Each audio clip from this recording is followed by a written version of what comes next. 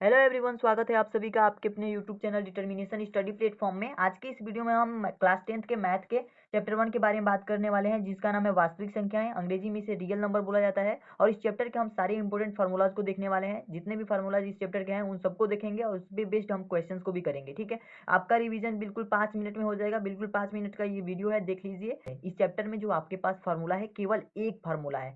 ये फार्मूला आपके पास है दो संख्याओं का गुणनफल। दो संख्याओं का जो गुणनफल होता है वो क्या होता है, एलसीएम और एचसीएफ के बराबर होता है, यानी लसा गुणे मसा होता है। ठीक है, इसमें लिखा है हमने दो संख्याओं का जो गुणनफल होता है बराबर होता है लसा गुणे मसा के। तो इसको आपको याद कर लेना है। दो संख्याओं का मतलब, जैसे कि मान लीजिए ए और बी दो संख्या हो सकती है, एक्स और वाई दो संख्या हो सकती है, और इनकी जगह पे कोई अचर संख्याएं भी आ सकती है, जैसे 12 14 दो संख्या हो सकती है। तो दोनों संख्याओं का जब गुणा कराएंगे ना, तो ये किसके बराबर होगा, इनके लसा और मसा के। यानी कि लसा लसा किसका लसा, इन दोनों संख्याओं का लसा, ए और बी का लसा, और गुणे में मसा, मसा का मसा मतलब एचसीएफ, एचसीएफ किसका, एचसीएफ ए और बी का एचसीएफ। ठीक है, इन दोनों संख्याओं के मसा और लसा के गुणनफल के बराबर होता है। ठीक है, तो ये आपके पास एक फार्मूला बनता है, और इस फार्मूले को जरूर तैयार रखिएगा, क्योंकि ये फार्मूला बहुत ही इंपॉर्टेंट है। इस फार्मूले पे क्वेश्चन आपके बोर्ड एग्जामिनेशन में पूछे ही जाएंगे। ठीक है, 100% कन्फर्म है, पूछे जाएंगे। चलिए इस पे बेस्ड एक क्वेश्चंस को कर लेते हैं, ताकि आपको ये जो फार्मूला है आसानी से क्लियर हो जाए और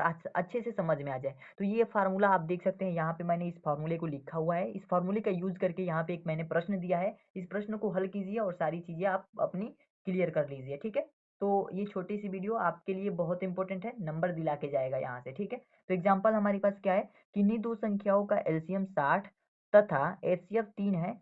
एक संख्या 12 है तो दूसरी संख्या क्या होगी। इस तरीके का प्रश्न आपसे पूछा जाएगा, और यही सूत्र आपको याद रखना है। ये सूत्र आपको लगाना है, आपका आंसर आ जाएगा। ठीक है, देखिए कैसे लगाएंगे। यहाँ पे हमारे पास क्वेश्चन दिया गया है और कह रहा है कि दो संख्याओं का जो एलसीएम और एचसीएफ है वो भी दिया गया है। एलसीएम 60 और एचसीएफ 3 दिया गया है।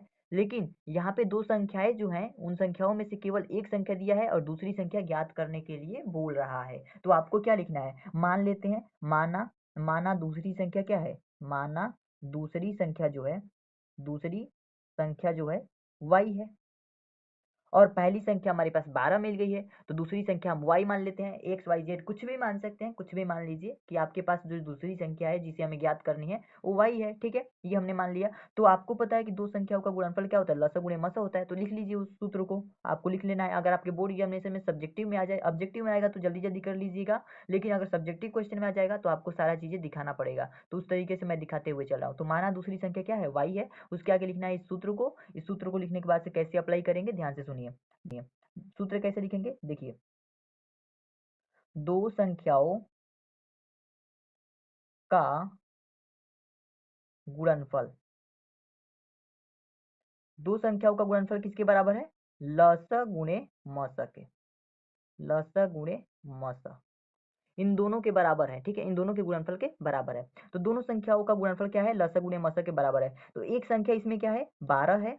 ठीक है, जो कि यहाँ पे दिया हुआ है, एक संख्या 12 है, और दूसरी संख्या हमने मान लिया है, दूसरी संख्या नहीं दिया है, याद करना है। तो इसका मतलब कि हमने मान लिया है y, तो दूसरी संख्या का गुणा यहाँ पे y से करा देंगे, यानी दोनों संख्याओं का जो गुणनफल हो गया यहाँ पे हो गया, और इसके बराबर में इनका लसा और मसा। तो लसा देखिए यहाँ पे दिया गया है, तो लसा कितना दिया गया, 60 दिया गया है, तो 60 लिख देंगे, और गुणे में मसा, एचसीएफ को मसा कहते हैं, तो मसा दिया गया है 3, तो यहाँ पे गुणे में 3 लिख देंगे। ठीक है, इस तरीके से हम हल करेंगे। और यहाँ से देखिए, यहाँ y जो है ना हमारे पास, y को हम यहाँ y ही रखेंगे, और इस 12 को जो मल्टीप्लाई में है इधर लाएंगे। तो 12 को जब इधर लाएंगे तो ये हमारे पास क्या हो जाएगा, डिवाइड में हो जाएगा। 60 गुणे 3 वैसे ही रहेगा, नीचे हमारे पास क्या आ जाएगा, 12 आ जाएगा। ठीक है, अब 12 से हम 60 को काट सकते हैं ना, बिल्कुल काट सकते हैं। 12 से 60 को काटेंगे, 12 पच्चे 60, 5 बार में कट गया। अब आगे इसको हम हल कर देंगे, तो y बराबर हमारे पास क्या आ गया, 5 तेई का 15 आ गया, और 15 नीचे हमारे पास ये कट गया है, यानी कि y बराबर क्या आ गया, 15 आ गया। और ये जो 15 है हमारे पास, इसका आंसर आ गया। आशा करता हूँ ये क्वेश्चन आपको समझ में आ गया होगा। बिल्कुल आसान क्वेश्चन है ना, है ना, बिल्कुल आसान क्वेश्चन। बिल्कुल ऐसा ही क्वेश्चन आपके बोर्ड एग्जामिनेशन में आएगा, बिल्कुल ऐसा ही क्वेश्चन आएगा। मॉडल पेपर देख लीजिए, पिछले सालों के क्वेश्चन देख लीजिए। इस जो है फार्मूले से ऐसा ही बिल्कुल क्वेश्चन आएगा। अब बदलेगा क्या, अब ध्यान से सुनिए कि एग्जामिनर इसमें दिमाग क्या लगा सकता है। कभी कभी दिमाग ये लगा सकता है कि यहाँ पे जो हमारे पास एक संख्या दे करके दूसरी संख्या ज्ञात करने को बोला था, वो यहाँ पे दिमाग ये लगा सकता है कि इन दोनों संख्याओं को दे सकता है। लेकिन इस एलसीएम और एचसीएफ में से किसी एक को पूछ सकता है, यानी कि किसी एक को हाइड कर सकता है और उसको कह देगा कि एचसीएफ बताइए या एलसीएम बताइए। दो संख्याएं दी गई हैं और उसके एचसीएफ दिए गए हैं, तो एलसीएम बताइए। ठीक है, ऐसे ऐसे क्वेश्चन पूछे जा सकते हैं। तो थोड़ा सा इसमें दिमाग लगा करके क्वेश्चन पूछ सकता है, जिसे आप इसी सूत्र पे अप्लाई करके आसानी से पक्षांतर करके ज्ञात कर सकते हैं। तो आशा करता हूँ इस चैप्टर का एक फॉर्मूला, जो कि है दो संख्याओं का गुणनफल बराबर लस गुणे मस, ये याद हो गया होगा, और इस फार्मूले पे बेस्ड क्वेश्चन कैसे हम सॉल्व करेंगे ये भी चीज आपको समझ में आ गया होगा। तो है ना बहुत अच्छा वीडियो। आशा करता हूँ ये वीडियो आपको पसंद आई होगी। चैनल को सब्सक्राइब कर लीजिए, ऐसे ही सारे चैप्टर्स के हम इंपॉर्टेंट क्वेश्चंस और इंपॉर्टेंट फार्मूलाज को लेकर के आएंगे। तो इस आज के लिए इतना ही रखते हैं, मिलते हैं नेक्स्ट वीडियो में नए धमाकेदार वीडियो के साथ। तब तक के लिए धन्यवाद।